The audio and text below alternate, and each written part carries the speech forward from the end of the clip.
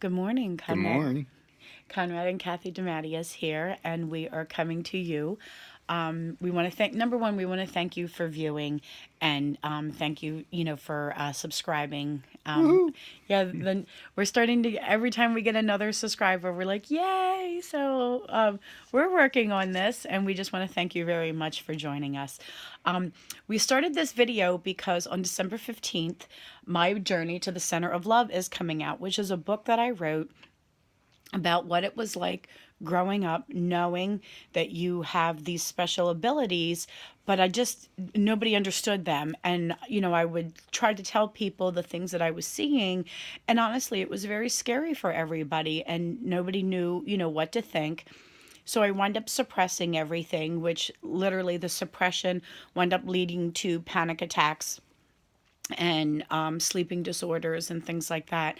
And I battled that for years and years and years until I finally had enough stuff coming in. And to be honest, people like John Edward and Teresa Caputo have really paved the way for me. They've laid a platform and something for me to focus my attention on and be like, that's it right there. That's what's going on with me. And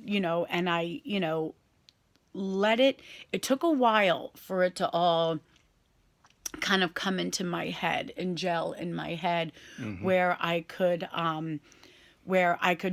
start to accept that this was actually me, and there were other people like me, and how can I find other people like me. So it eventually led me to finding a group of other mediums to work with, and then it led me to other people to work with, and then it just opened up to this amazing world where I finally found my people, where I Mm-hmm. finally found who I belong with. I grew up in a very loving family, but I didn't ever grow up feeling like I fit in with my family. And it was like I was this foreign being that somehow dropped into this family, like I was adopted or something, or like I was so completely different from the rest of them. And well, maybe not necessarily Jessica. I'm very similar to Jessica, but for the most part, the rest of them, I just seemed very distant. What I grew up with growing up. I want to talk about. So I've gone through all the chakra soaps this week, and I want Mm-hmm. to talk about the last chakra soap that we make, and that is this guy right here. This is our crown soap, which we also call Ascension. And the very first time I ever made this soap, the essential oils that are in here are frankincense, myrrh, and lavender.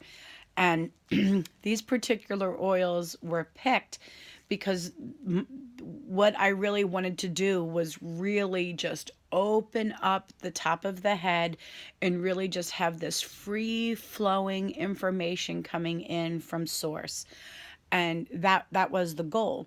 So when I put this batch together, I remember I had the soap in the dining room, and I remember sitting underneath the soap, and I was like, I said to Khan, I was like, honey, I'm like, I don't know what's the matter with me. Like, I'm like, am I stoned or something? Like, what's going on? Like, I was really up there. Of course, that's, all those essential oils that were just like wafting up at me. And it turned out to be an extremely powerful bar of soap That is. when it comes to when I'm really trying to connect to that source energy.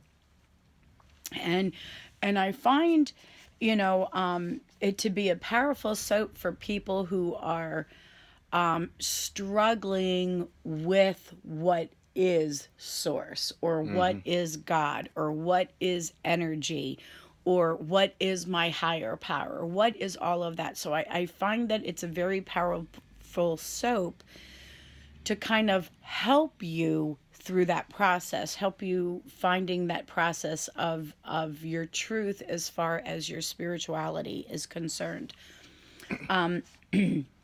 Since we've been creating these videos, I think yesterday's video I sang, which I was totally excited about. I've been wanting to do that for a long, long time. And we have a lot of poems. There's a lot of I've written a lot of poetry, and there's a lot of poetry that I've written in the book. Yep. And a lot of things I've actually turned into songs. There was so much inside of me that I didn't even realize was there. And, and because I'm a teacher, and because I want, like my goal here is to help other people. I know that this stuff is inside of you. It just needs to come on out. And sometimes we just need a helping hand, bringing that stuff on out. And that was a lot of what writing the book was about. I mean, honestly, when I wrote the book for myself, I wrote it from a prompting from my father, who was, he had passed away, and we had entered into the contest, for the Center Lavelle in Maine. And, and that is really what started all this. I mean, I have to be honest, the Center Lavelle started it. Yeah. The Center Lavelle completely started all of this. Janice Sage, was the one who started that essay contest. And and if it was not for her wanting to retire, this wouldn't have happened. Like, how can that be? Like, how can that be, Con? Like, how is it that something that would seem to really be no meaning to us turn out to be everything to us? And it really was. And so when it comes to the Ascension, this really was about ascension. The entering into the Center Lavelle essay contest was about you and I ascending. Yep. It was about you and I lifting ourselves up, reaching to our highest potentials. I love you so much. I just love you. Reaching to our highest potentials. And this has been an absolutely incredible experience. And we're very lucky to have this experience. So I wanted to make sure that I reminded you that when I built my chakra line of soaps, I've been very, very connected to the number 3. You and I have been very connected to the number 3 since we started dating. Everything was in 3s. Everything was in 3s. What didn't go into 3s was our wedding date. Remember? June 1st. It's June 1st, but the first date we had picked, we hadn't announced it to anybody. We had picked that date for ourselves. I don't even remember what that date is, but we had picked some date for ourselves. And my husband had come home and said, honey, I got some bad news. He's like, my sister just got it. Well, he didn't say I got bad news, but it was bad news for me, because he was like, honey, my sister is getting married and this is the date that she's picked. Can we move our date? And I was like, okay. So I moved the date. We hit the date of June 1st. And then a week later he came back and he was like, honey, she moved her date. Can we move ours? And I was like, no. I was like, I did it once. I ain't doing it again. So there were certain things that I really in general don't get things right on my first try. I mean, I just don't. I just don't get things correct on my first try. It takes me a few more tries before I nail it. But I got you on the second try. Yep. So it only took the second one to get you. But we, this has been the classes that we are starting up were classes that we always knew that we were going to have in our bed and breakfast. That was always the goal, was to have a bed and breakfast. And I think it's a safe bet to say that I idealized me doing weddings and things like that, because I myself am I am the person of love. I swear to God, if anybody could probably peel off my skin, you'd probably see my little Cupid wings or something like that behind me, because I am all about the love. I just love love. I do. If you have a conversation with me, I bet you could count that I say the word love 20 times in a conversation. Like, I just Love. I love love. Like, that's all that there is to it. Like, I absolutely love Love. love. Love. And that is just who I am. And a lot of my conversations always start with I love. Everything is I love, I love, I love. And years ago, I had it in my head, because I love to cook, absolutely love cooking, that I had it in my head that, I was like, okay, I'm gonna be catering this food, because I love to cook. I love to shower people, with food, and I love how food makes us feel. And making soap is sort of like cooking, because number one, I'm using oils, Right. and we were talking about the number three. And when I make my soaps, I use coconut oil, I use grapeseed oil, and I use olive oil. And again, I felt very, very that the number three there, that the blending of those three oils was really, really important. And then the other thing is if you've ever made soap and you've just used coconut oil, bad idea. That crap will rip your skin right off. Don't do that. Don't ever do that. I didn't do it because I knew not to. And then when I heard somebody tell me that they did it, I was like, "Ooh, okay." Like, I'm glad I listened. I'm glad I listened to always go with three. But just even using like an olive oil soap just didn't give me like the lather that I was looking for. Right. So when I spent about a year playing with recipes, playing with blends and stuff like that before I found which one that I felt really made a creamy lather and made just like a nice bubble consistency. Like, I really wanted I wanted like a blending of a few different worlds. And it finally did give it to me. The Ascension soap, I did want to mention in here, like, I don't know if you see that crystal. You see that crystal up in the top of that soap? That is a nice size crystal in there. We really pride ourselves on picking nice size crystals that go into our soap. And you can carry it around with you when it comes out. Right, right. And to be quite honest with you, the stones stay in the soap for pretty much all the way down to Thin. yeah, a thin thing before that soap comes on, before the stone comes on out.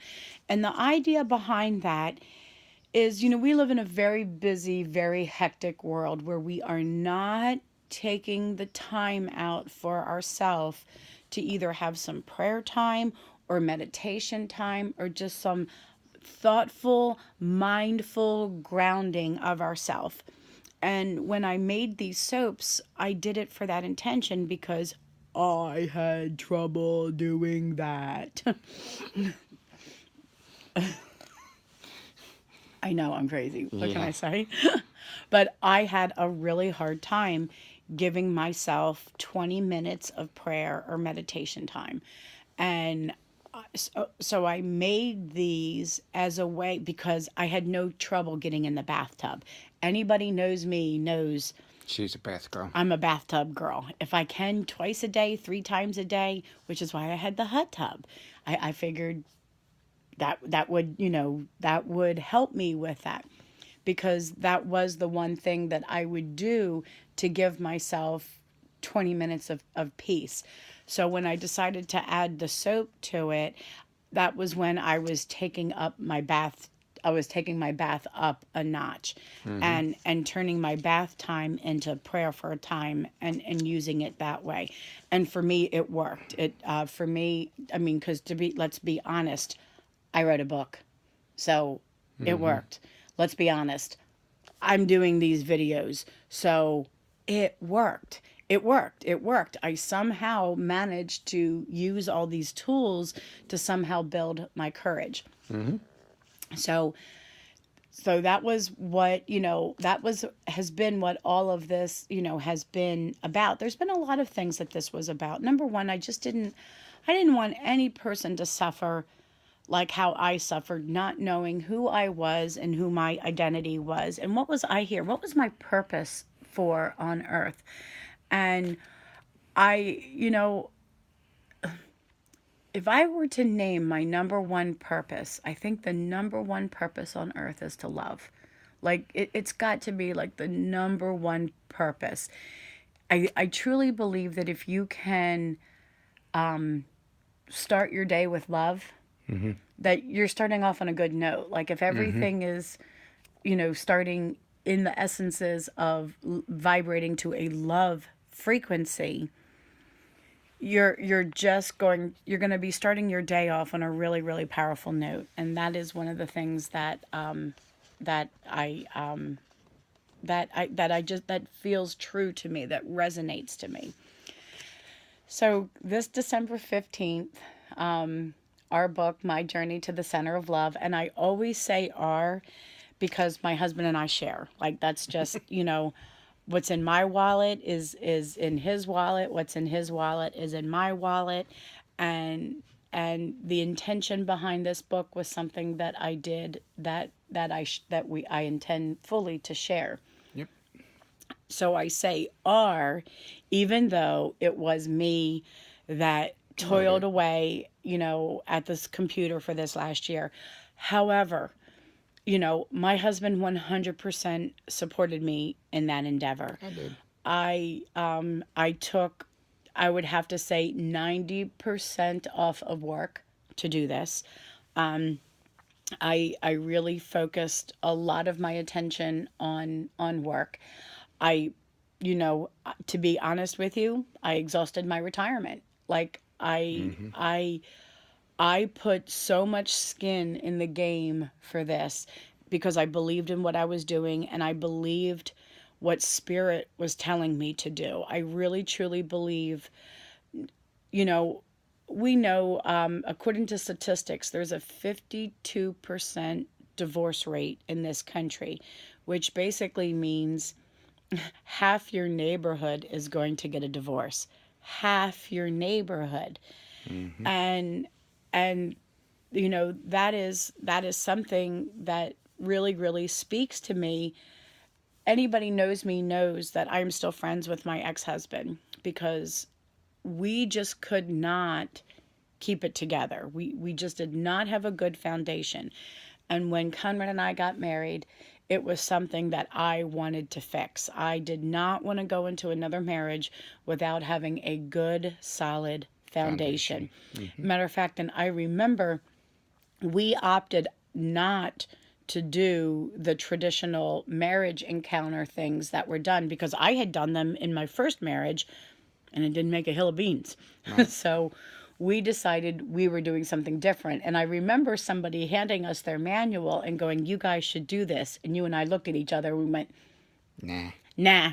Like, we're doing good. And we're doing good. Like, we've had our moments. And we talked about that. We talked about, how there was, there was one week where we literally almost threw in the towel. And we went away to see if we could salvage it.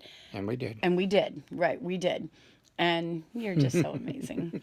And so, what we wrote about was, tried and tested. And so when we made the announcements in May that we were, that I wanted to retire from traditional massage, I had a lot of people say, well, because I said I wanted to, start working on couples. I had so many people like literally attack me going, what about us single people? It literally took me 6 months for me to really evaluate that and really look at that because my agenda was so much to save a marriage. It was just so much to save a marriage. And I really did want to save a marriage. But one of the things that we learned is you got to save your marriage. And it's unfortunate, but every single couple that we have encountered There's one who wants to do our program And the other doesn't. and the other doesn't. And it renders it impossible. And, Ward Whipple would be the proverbial banging my head up against a brick wall. He wrote this song, a Brick Wall, which was literally a song that he wrote about Ward Whipple, who wound up being the editor of my book, was the cousin to my neighbors 2 doors up from us growing up as kids. And the very first chapter in my book, I talk about, that we lived in a brick house high up on the hill, and it was surrounded by brick walls. Well, it was surrounded by brick walls because it was a long hill, and my father, to mow the lawn, would have to strap a rope to the lawnmower and lower it down and have to pull it back up. It made him super strong, which helped because he was a cop. So to be strong, he kind of needed to be strong, but that was really hard on my dad. So my dad built a brick wall. So I can understand anybody looking at us, there was this big brick house high upon the hill surrounded by brick walls. It was a fortress. And we jokingly all called it the fortress. When we would date a new guy, it was easy. It was just like, they tell us where you live. Just come into the neighborhood and look for the castle up on the hill. You'll find us. So in early October, when Ward had contacted me, when I had already asked God, I asked God for an editor, and I said, God, send me an editor. And I said, I need a man this time. I had a woman last time, and then I had 2 women in the past, and it just wasn't working for me. So I said, okay, send me a man. I had no idea they were sending me Ward Whipple. I had no idea. And I'm looking at his bio, and it said editor. And I went, oh, God did it. Couldn't believe it. So he edited my book at a very good price. He gave me a really good price to edit my book, which I'm eternally grateful for. And I just, it wound up being when he sent me the demo to a song that he wrote, probably, I think he said 10 or 15 years ago or something like that. When he sent me the song that was Brick Wall, I nearly fell over. I was like, Ward, I literally talked about the brick wall the first chapter in my book, and there's a song for it? Now, it's no secret, I've been manifesting for a movie. I did. I have been manifesting all along that this would be a movie, that we would do this. And I have a soundtrack.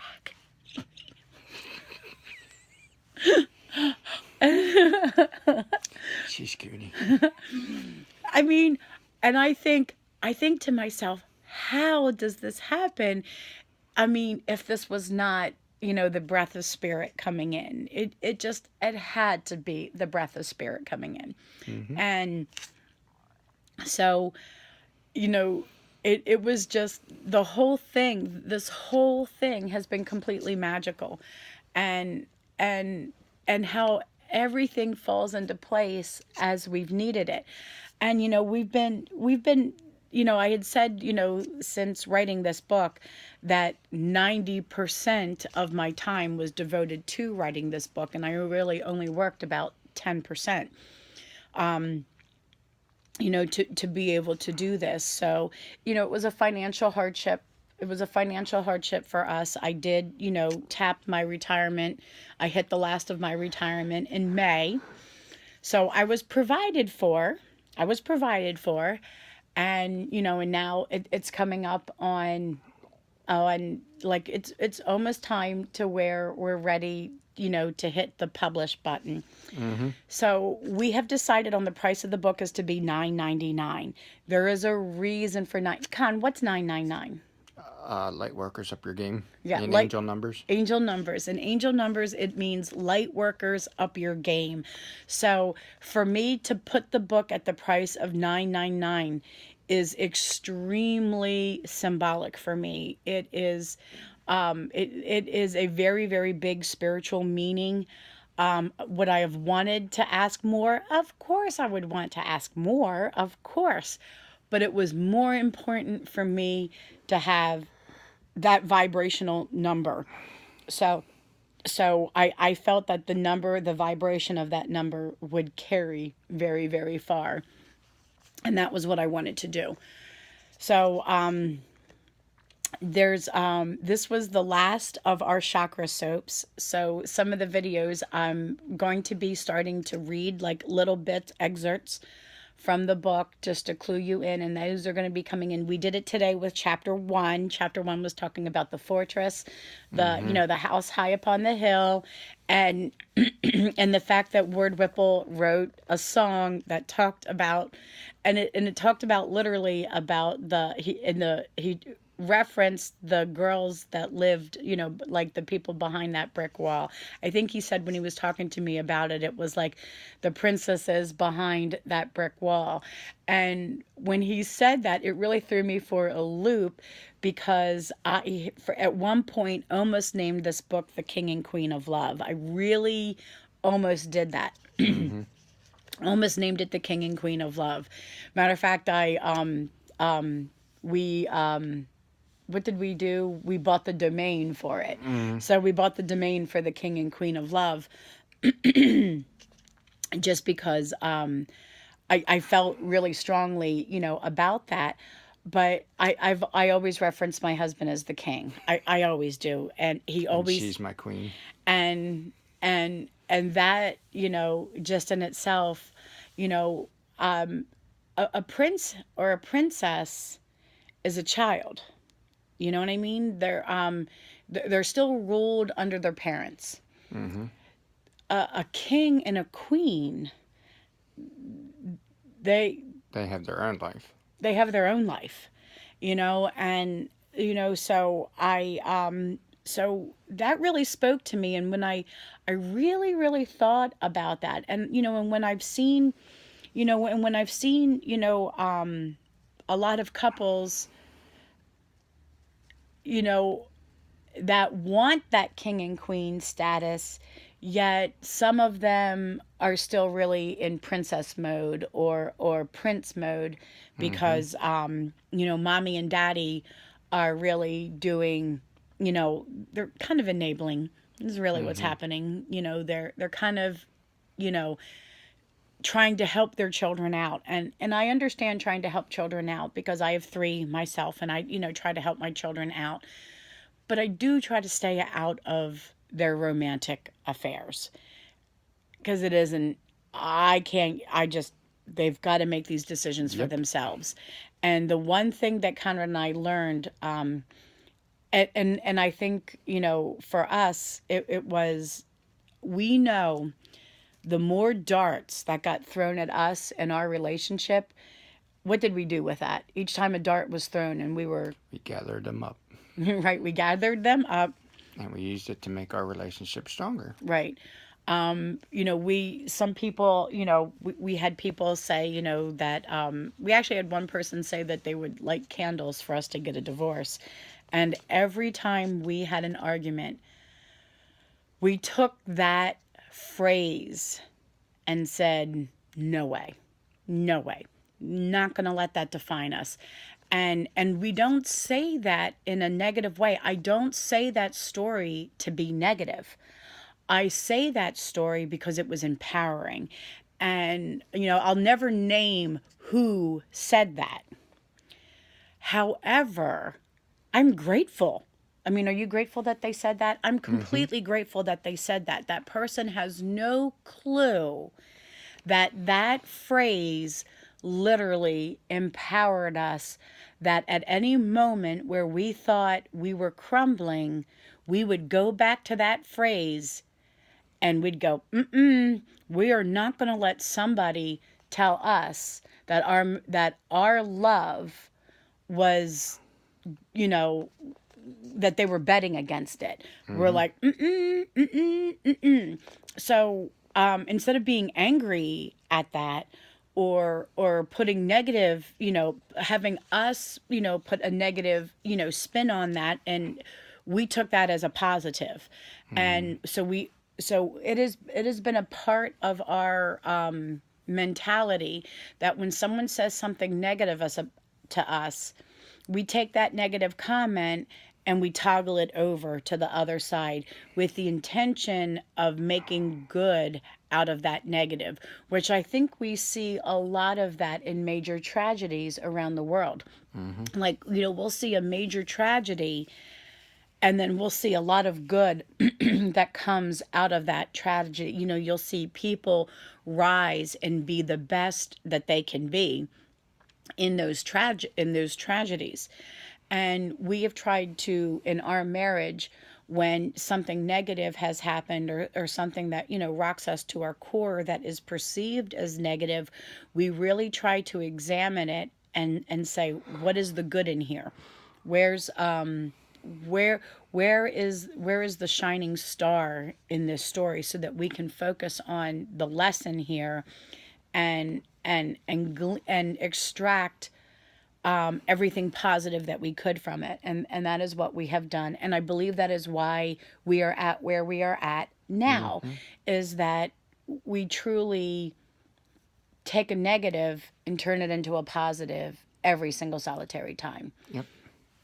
So that is, if anything I could say to help motivate you or to help put a smile on your face, it is, trust me when I tell you that the hardship that you are going through right now is not meant to break you. It is meant to make you. And it is meant to show you that there was so much more inside of you that needed to come out. And this is what it took for it to happen. So if you are struggling with something right now, just look for the silver lining. Look for the silver lining. It's there. It really, really is there. You just have to look for it. So this is Conrad and Kathy Kahn. You always tell everybody, Give us a like, leave a comment down below, subscribe if you're not a subscriber, hit the bell notification so you get can they share this? Can this be shared? Yeah, everybody can share videos. So share it with your friends and family and whoever. Because even though somebody might not resonate with Right, this, they might can know, share it, right, yeah. but they might know somebody who does resonate with this, right? So, with our classes coming out, we're going to be focusing, we're going to be hoping that we've got classes scheduled by March. I think that's the goal, is to have our class lined up, at least the first two lined up by March. And the intention is to start, teaching these classes to the people who want them. So when it comes to couples, you both have to be on the same page. If one of you is dragging the other one, it's just not going to work. And you both have to be committed. You both have to look at your marriage and say, okay, we need some help. And we obviously need some things in a different direction. So let's just see if this works. Right. And that's, what we've set the intention to do. And when it comes to singles, you guys are searching. You're looking, and most of you honestly are probably single because realistically the last relationship didn't work. So maybe you just need a different playbook. Maybe. And we did that playbook. So, so we would like to, invite you guys to begin your journey to the center of your love by journeying with us to the center of our love. So thank you very much. You guys have an absolutely fabulous day. Bye. Bye.